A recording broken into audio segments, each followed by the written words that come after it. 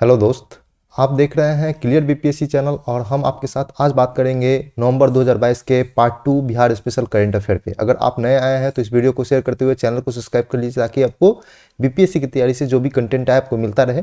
Telegram channel को join कर लीजिए ताकि आपको डेली करंट अफेयर के साथ साथ न्यूज़पेपर हिंदी और इंग्लिश में मिलेगा, जो आपके पीटी के साथ साथ मुख्य परीक्षा के लिए भी बहुत इंपॉर्टेंट होने वाला है। फेसबुक इंस्टाग्राम पेज को लाइक और फॉलो कर सकते हैं। अगर आप हमारे करंट अफेयर सीरीज से जुड़ते हैं तो हम आपको दावा करते हैं कि 90 से 95% का करंट अफेयर का क्वेश्चन हमारे ही सीरीज से आएगा। और इसका दावा हम 2 बार सर्च करके दिखाए हैं, एक BPSC assistant audit officer double AO exam में और दूसरा 67th बीपीएससी एग्जाम में। तो अगर आप ये वीडियो नहीं देखें तो लाइव वीडियो डाला गया, जाकर देख सकते हैं। अगर आप हमारे करंट अफेयर सीरीज का पीडीएफ ज्वाइन करना चाहते हैं तो आपको टेलीग्राम या व्हाट्सएप पे मैसेज करना पड़ेगा 8757463383 नंबर पे। इस नंबर पे आप मैसेज करेंगे तो आपको पीडीएफ प्रोवाइड करवाया जाएगा हमारे करंट अफेयर सीरीज के, जो पीटी के लिए बहुत ही ज़्यादा इंपॉर्टेंट होने वाला है। 90 से 95% करंट अफेयर का क्वेश्चन हमारे करंट अफेयर सीरीज से आता है। तो चलते हैं, आज हम लोग पार्ट 2 देखेंगे। कल हम लोग पार्ट 1 देख लिए थे जिसमें हम लोग 42 न्यूज़ बिहार स्पेशल का देखे थे। आज हम उसी कहानी को आगे बढ़ाएंगे 43 से। तो देखते हैं क्या क्या न्यूज़ है बिहार स्पेशल से जो नवंबर माह में घटित हुआ है। पहला है कि बिहार के 6 आर्द्रभूमि हैं, कौन कौन है इसकी भी चर्चा करेंगे। उन्हें पक्षी कौन से, देशी और विदेशी पक्षी, जो प्रवासी पक्षी आता है उसकी संरक्षण हेतु एवं संवर्धन हेतु, मतलब विदेशी पक्षी का संरक्षण और संवर्धन किया जाएगा इन 6 आर्द्रभूमि में। बिहार के 6 आर्द्रभूमि। तो 6 आर्द्रभूमि कौन कौन सा है? तो पहला है उदयपुर जलाशय पश्चिमी चंपारण में, दूसरा है कांवड़ झील बेगूसराय में, ये भी पूछ सकता है उदयपुर जलाशय कहाँ पे है। तीसरा है कुशेश्वर स्थान झील दरभंगा में, चौथा है बरेला झील वैशाली, पांचवा है भांगर झील गोपालगंज और छठा है सरोत्तर झील पूर्वी चंपारण। तो इन 6 का नाम आप याद रखेंगे, ऐसे भी आपको ज्योग्राफी के लिए बहुत इंपॉर्टेंट है और करंट में आ गया तो और भी ज्यादा इंपॉर्टेंट हो गया है। अगले न्यूज की तरफ देखते हैं। अगला न्यूज है कि पर्यटन विभाग ने कहा कि गूगल मैप में भागलपुर जिला के 13 पर्यटन स्थल को दिखाई देगा। भागलपुर में 13 पर्यटन स्थल दिखाई देगा गूगल मैप में। आप जो पहले गूगल मैप में आप सर्च करते होंगे ना कि पर्यटन स्थल वाले सेगमेंट में जाते होंगे तो दिखाता होगा कि इस शहर में कितने पर्यटन स्थल है। तो भागलपुर जिला में अब 13 पर्यटन स्थल दिखाएगा। तो आप लोग पूछ सकता है कि किस जिला में 13 पर्यटन स्थल पर्यटन विभाग द्वारा घोषित किया गया है गूगल मैप पर। तो भागलपुर जिला में, याद रखेंगे इस चीज को। अगला न्यूज की तरफ चलते हैं। अगला न्यूज है कि केसरिया स्तूप, आपको पता होना चाहिए कि केसरिया स्तूप पूर्वी चंपारण में है, जो बौद्ध धर्म का सबसे प्रमुख केंद्रों में से एक है। यह भारत का सबसे ऊंचा और सबसे लंबी परिधि वाला स्तूप है। इसका निर्माण लगभग 200 ईसा पूर्व में अशोक द्वारा करवाया गया होगा। अशोक ने इसका निर्माण करवाया था। तो याद रखेंगे केसरिया स्तूप के बारे में, ये हिस्ट्री के साथ साथ बहुत इंपॉर्टेंट है। हाल ही में चर्चा रहा था केसरिया स्तूप का, क्योंकि इसके संरक्षण पे बात चल रही है। तो केसरिया स्तूप बहुत ही इंपॉर्टेंट होने वाला है आपको परीक्षा के लिए।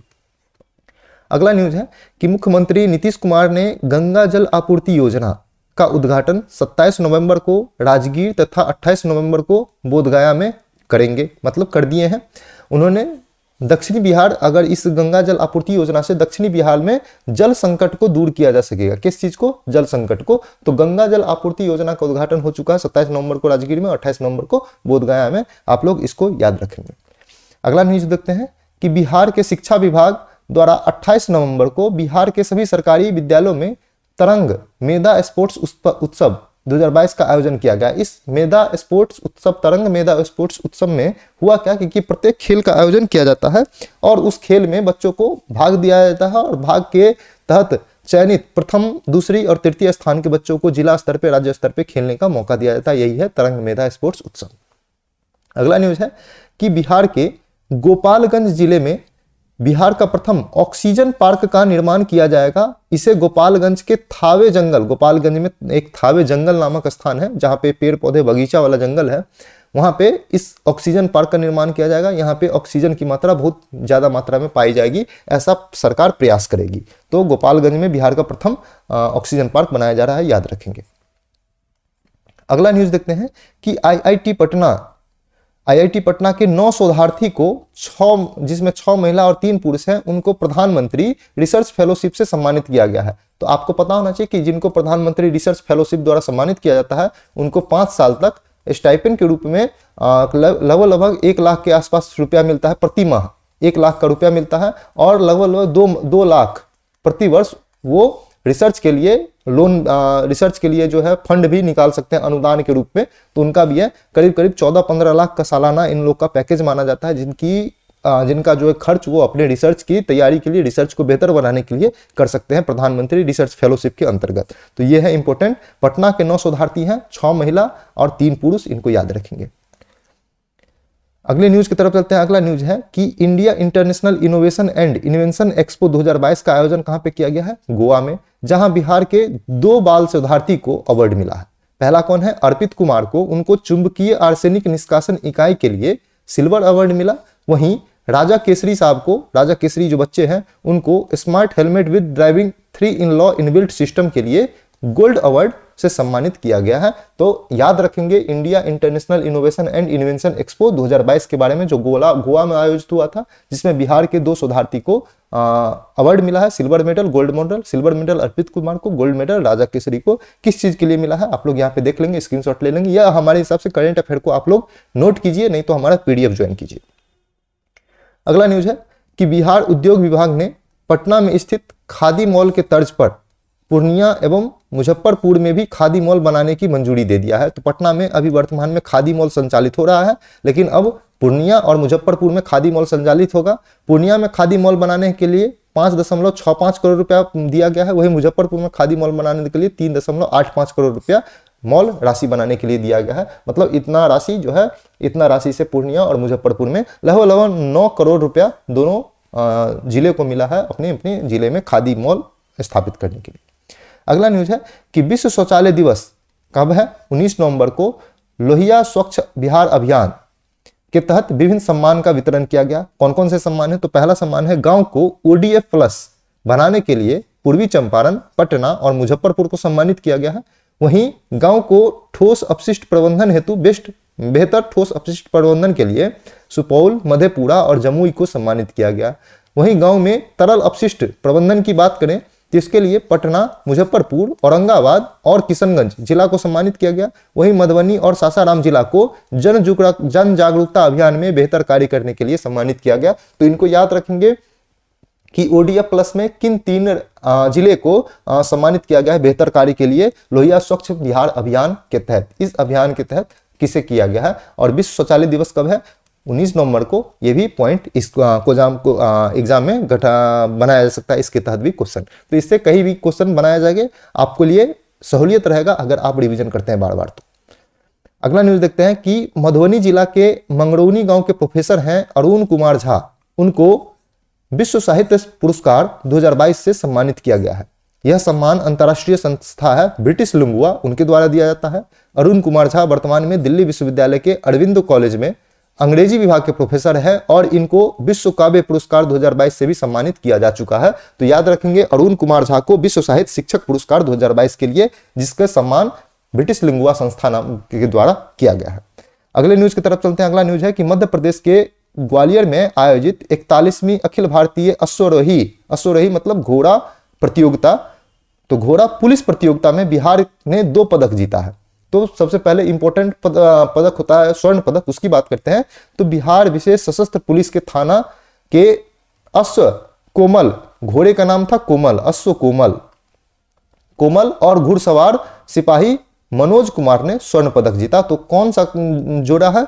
तो घोड़ा कोमल जो है एक घोड़े का नाम है जो बिहार विशेष सशस्त्र पुलिस में सेवा दे रहा है, कोमल नामक घोड़ा।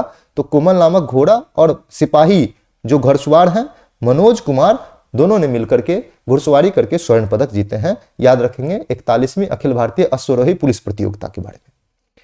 अगले न्यूज की तरफ चलते हैं। अगला न्यूज है कि संयुक्त राष्ट्र संघ द्वारा भागलपुर के संदीप मिश्रा को संयुक्त राष्ट्र मास्टरमाइंड 2022 के लिए चुना गया है। इनको industrial knowledge and science diplomacy के क्षेत्र में विचार रखने के लिए इनको चुना गया है संयुक्त राष्ट्र मास्टरमाइंड 2022 के लिए।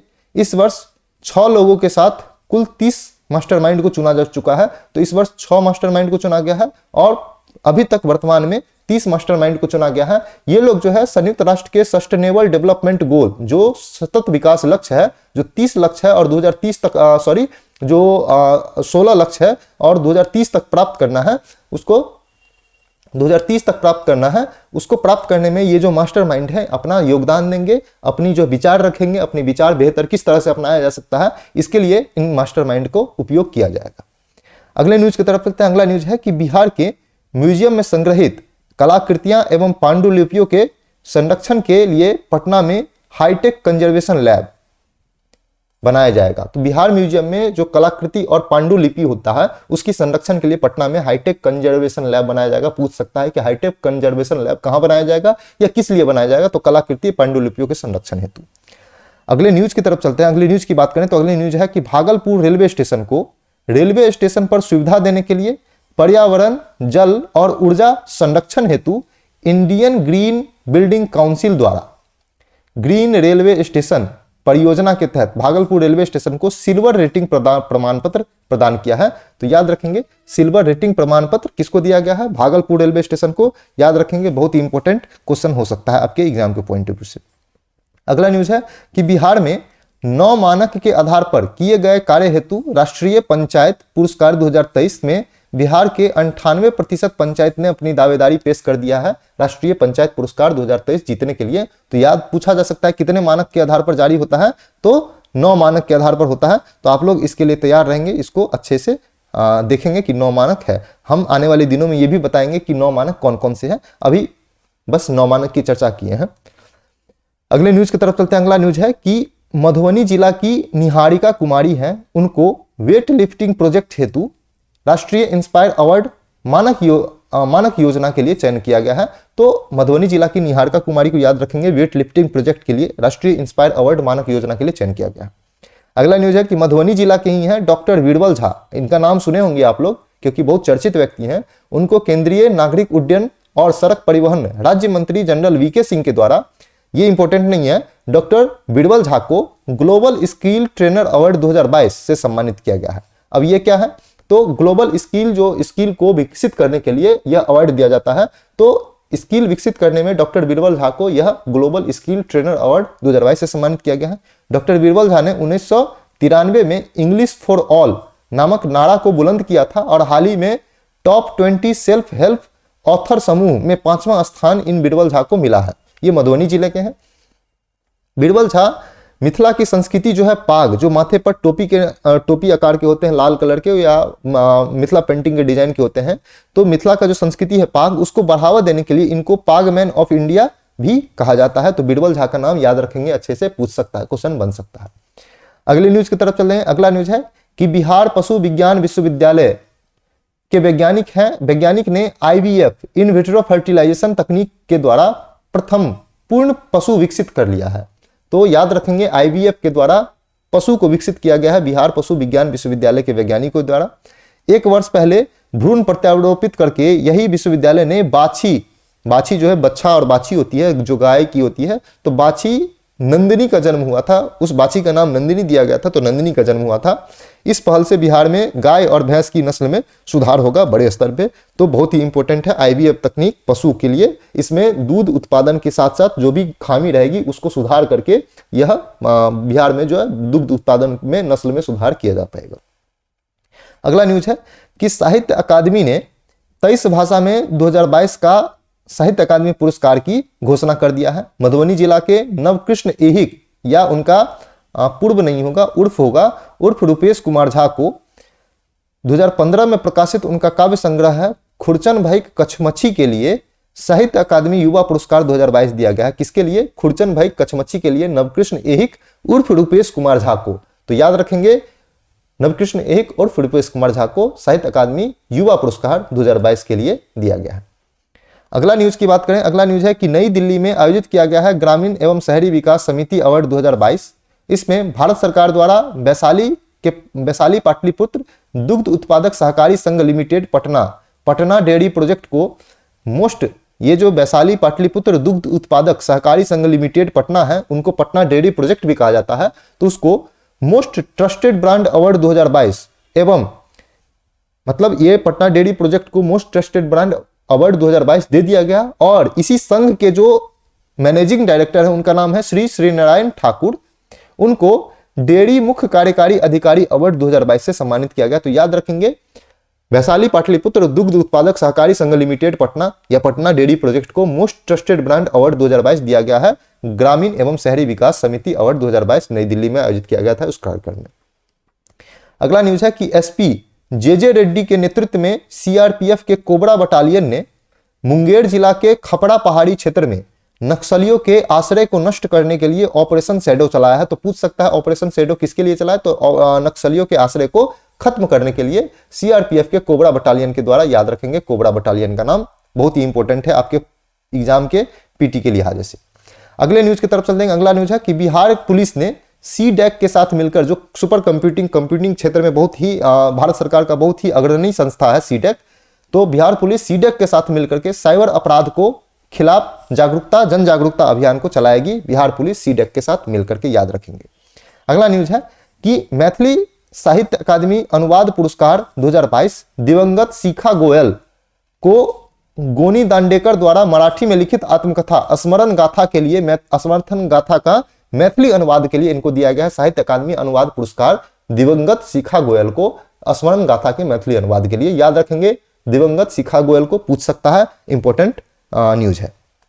अगला है कि अगला न्यूज के बारे में बात करेंगे तो अगला न्यूज है कि बंधन बैंक जो है, बंधन बैंक पटना के दीदारगंज में अपना प्रथम करेंसी चेस्ट या करेंसी कोष खोला है, जो शहर में बैंकों की शाखाओं और एटीएम में नगदी प्रबंधन में मदद करेगा। बंधन बैंक अपने पूरे भारत में पहला करेंसी चेस्ट कहां पे खोला है, तो पटना के दीदारगंज में खोला है, याद रखेंगे। अगले न्यूज की तरफ चलते हैं और अगला न्यूज में आपको हम ये बता दें कि अगर आप हमारे पीडीएफ प्रोग्राम से जुड़ना चाहते हैं इसके, तो आप 8757463383 नंबर पे संपर्क कीजिए, व्हाट्सएप या टेलीग्राम पे मैसेज कीजिए, आपको इस करंट अफेयर सीरीज का पीडीएफ प्रोवाइड करवाया जाएगा। आगे चलते हैं हम लोग, आगे देखते हैं कि केंद्र सरकार की आवास एवं शहरी विकास मंत्रालय द्वारा अटल नवीकरण और शहरी परिवर्तन मिशन, जिसका नाम है अमृत योजना, आप लोग जानते होंगे। तो अमृत योजना का विस्तार 2025-26 तक के लिए केंद्र सरकार ने कर दिया है और किस नाम से किया है, तो अमृत 2.0 नाम से किया है, जिसमें बिहार के 27 शहर को चयन किया गया है। तो अमृत 2.0 के तहत बिहार के 27 शहर को विकसित किया जाएगा, जिसमें बेहतर जल प्रबंधन होगा, बेहतर जो है नाले का कूड़े का तरल ठोस अपशिष्ट प्रबंधन होगा, सभी चीज का जो है अच्छा से निकास होगा। इसी को अमृत योजना 2.0 के तहत लाया गया है। अगला न्यूज देखते हैं कि बिहार सरकार ने बक्सर जिला में बाबा ब्रह्मेश्वर नाथ मंदिर के आसपास के क्षेत्र में आधारभूत सुविधा बनाने के लिए और वहां पे सौंदर्यीकरण, मतलब वहां पे खूबसूरत बनाने के लिए 874 करोड़ रुपए की मंजूरी प्रदान की है बिहार सरकार ने। तो बाबा ब्रह्मेश्वर नाथ मंदिर कहां पे, बक्सर जिला में, याद रखेंगे। अगला न्यूज है कि पटना की महिला उद्यमी को विभिन्न प्रकार की पटना में बिहार की सभी महिला उद्यमी को विभिन्न प्रकार की सामग्री बेचने के लिए एक मंच के रूप में उड़ान आर्ट एवं क्राफ्ट शॉप लॉन्च किया है। इस उड़ान आर्ट एंड क्राफ्ट शॉप पे आप अपने हस्तकला से निर्मित या आप कोई इनोवेटिव चीज को लेकर के महिला उद्यमी जाएगी और उनको बेचने का एक मंच दिया जाएगा, कोई भी महिला इससे जुड़ सकती है। तो ये पटना में खोला गया है, इंपॉर्टेंट है आपके परीक्षा के लिहाज से, पीटी के लिहाज से। अगला न्यूज है कि शहनाई वादक एवं भारत रत्न उस्ताद बिस्मिल्लाह खां के जीवन पर शोध पर पुस्तक, उनके जीवन पर एक शोध पुस्तक लिखने के लिए बक्सर के मुरली मनोहर श्रीवास्तव जी को इंडिया बुक ऑफ रिकॉर्ड 2022 से सम्मानित किया गया है।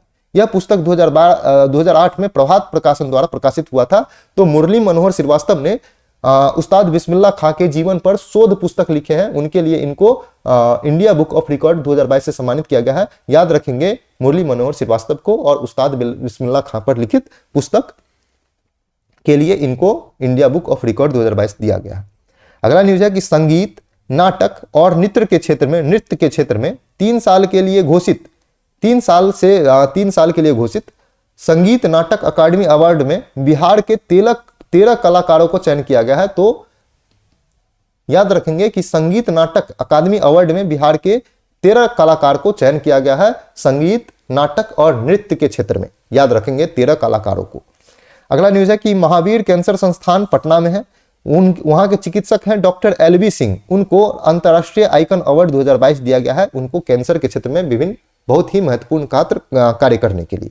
तो याद रखेंगे डॉक्टर एलबी सिंह को अंतर्राष्ट्रीय आइकन अवार्ड 2022 से के नाम से। अगला न्यूज है कि भारत सरकार के वस्त्र मंत्रालय द्वारा मधुबनी पेंटिंग के क्षेत्र में बेहतर कार्य करने के लिए विभा लाल को राष्ट्रीय पुरस्कार से सम्मानित किया गया है। वस्त्र मंत्रालय के द्वारा मधुबनी पेंटिंग के क्षेत्र में विभा लाल को राष्ट्रीय पुरस्कार। अगली न्यूज की तरफ चलते हैं। अगला न्यूज है कि मुख्यमंत्री नीतीश कुमार ने 27 नवंबर को 7 निश्चय योजना 2 के तहत गंगा जल को राजगीर नालंदा पहुंचाने के योजना हर घर गंगा जल योजना का लोकार्पण किया है। तो याद रखेंगे हर घर गंगा जल योजना के बारे में। अगले न्यूज की तरफ चलते हैं। अगला न्यूज है कि वरिष्ठ साहित्यकार सुनील सौरभ को हिंदी आराधक सम्मान से सम्मानित किया गया है। किनको? सुनील सौरभ को हिंदी आराधक सम्मान। अगले न्यूज की बात करें तो अगला न्यूज है कि बक्सर जिला में 7 से 15 नवंबर तक 1600 स्क्वायर फीट में 11.3 लाख दीप जलाकर, रंग बिरंगे दीप जलाकर के वर्ल्ड रिकॉर्ड बनाया गया है बक्सर जिला में 7 से 15 नवंबर तक। तो याद रखेंगे 11.5 लगभग 11.5 लाख दीप जलाकर के वर्ल्ड रिकॉर्ड बनाया गया। अगला न्यूज है विद्यापति समारोह का आयोजन कहां पे किया गया है? समस्तीपुर में किया गया है, याद रखेंगे। अगले न्यूज की तरफ चलते हैं। अगला न्यूज है कि देश रत्न कॉन्क्लेव का आयोजन प्रथम बार पटना में किया जा रहा है 3 दिसंबर को डॉक्टर राजेंद्र प्रसाद की जयंती पर। याद रखेंगे डॉक्टर राजेंद्र प्रसाद की जयंती पर क्या चीज का आयोजन किया गया है? तो देश रत्न कॉन्क्लेव। या किस कॉन्क्लेव का आयोजन किया गया? तो देश रत्न कॉन्क्लेव का आयोजन किया गया है, तो याद रखेंगे।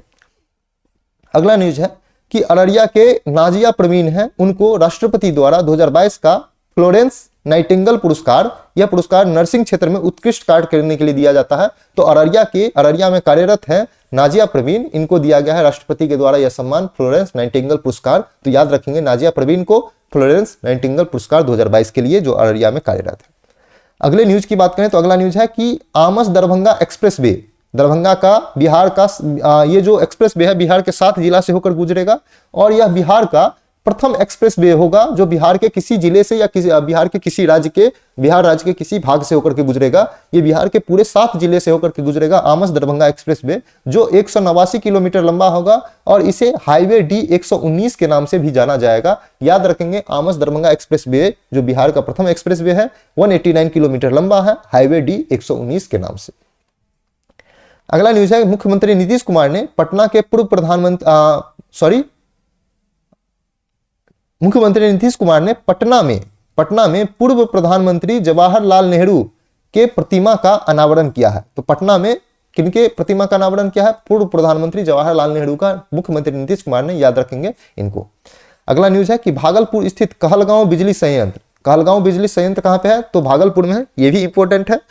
कहलगांव बिजली संयंत्र को स्वर्ण शक्ति सम्मान से सम्मानित किया गया है। तो याद रखेंगे स्वर्ण शक्ति सम्मान से किस बिजली संयंत्र को सम्मानित किया गया है? तो कहलगांव बिजली संयंत्र भागलपुर। अगला न्यूज है कि बिहार में विज्ञान एवं तकनीक की गतिविधियों को बढ़ाने के लिए बिहार का प्रथम सब रीजनल साइंस सेंटर कहां पे बनाया गया है? तो बोधगया में बनाया गया सब रीजनल साइंस सेंटर, याद रखेंगे बिहार का प्रथम सब रीजनल साइंस सेंटर है बोधगया में।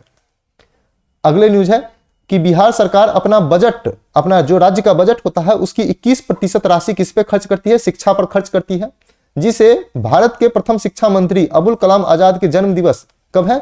11 नवंबर को मुख्यमंत्री नीतीश कुमार ने घोषणा किया कि अब शिक्षा पर जो खर्च है उसको 21% से बढ़ा करके 25% कर दिया जाएगा। तो बहुत ही इंपॉर्टेंट है, अब 21% से बढ़ा करके राज्य के कुल खर्च का 25% राशि शिक्षा पर खर्च किया जाएगा राज्य में। बहुत ही इंपॉर्टेंट पॉइंट है। अगला न्यूज है बिहार सरकार राज्य के प्रत्येक जिला में एक भूकंप क्लिनिक खोलेगा जो आपको भूकंप के क्षेत्र में सभी चीजों को बताएगा। भूकंप कब आने वाला है, भूकंप से बचाव के उपाय, किस तरह का मकान बनाया जाए जो भूकंप रोधी हो, भूकंप की हर चीजों को बारीकों से समझाते हुए यह भूकंप क्लिनिक आपको समझाएगा, बताएगा। तो हर जिले में इस तरह के भूकंप क्लिनिक बनाया जाएगा। पटना में, मुजफ्फरपुर में और भागलपुर में पहले से यह भूकंप क्लिनिक कार्य कर रहा है। अगले न्यूज की तरफ चलते हैं। अगला न्यूज है कि गोवा में आयोजित 53वां भारतीय अंतर्राष्ट्रीय फिल्म महोत्सव में बिहार पवेलियन का उद्घाटन बिहार के अभिनेता हैं पंकज त्रिपाठी, उनके द्वारा किया गया। तो गोवा में आयोजित किया गया था 53वां भारतीय अंतर्राष्ट्रीय फिल्म महोत्सव में बिहार पवेलियन का उद्घाटन किसने किया? तो पंकज त्रिपाठी ने किया। तो याद रखेंगे ये कितनावां था? 53वां, ये भी पूछा जा सकता है, तो याद रखेंगे इस चीज को। अगले न्यूज की तरफ चलते हैं। अगला न्यूज है कि फोर्ब्स पत्रिका के अनुसार भारत के 100 सबसे धनी व्यक्ति में बिहार के अनिल अग्रवाल 97वें स्थान पर जगह मिला है इनको। तो याद रखेंगे फोर्ब्स के भारत के 100 सबसे धनी व्यक्ति में अनिल अग्रवाल बिहार के हैं, वो 97वें स्थान पर बने हुए हैं, आए हैं, उनको जगह मिला है। अगला न्यूज है कि बिहार में प्रथम बार 1 दिन के बच्चे को हार्ट ऑपरेशन किया गया है। ये बहुत ही इंपॉर्टेंट है। मात्र 1 दिन का बच्चा था, उसका हार्ट का ऑपरेशन, जो चेस्ट होता है उसका ऑपरेशन किया गया है, पटना के महावीर वत्सल्य अस्पताल में किया गया है। तो पूछ सकता है किस अस्पताल में, तो महावीर वत्सल अस्पताल में पटना में है, वहां पे 1 दिन के बच्चे को हार्ट ऑपरेशन किया गया है।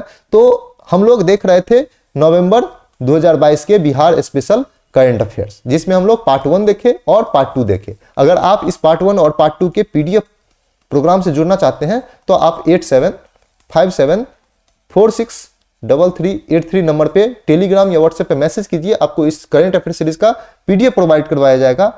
नवंबर के इस Bihar special current affair series का प्रोग्राम के लिए नवंबर में इतना ही था, जो परीक्षा के लिहाज से करंट न्यूज बनाया जा सकता था। तो आप लोग देख रहे थे क्लियर बीपीएससी चैनल, और आप लोग नए आए हैं तो वीडियो को शेयर करते हुए चैनल को सब्सक्राइब कर लीजिए, ताकि आपको बिहार बीपीएससी के कंटेंट जो आपको मिलेगा वो अपलोड होगा, वो आपको मिलता रहेगा।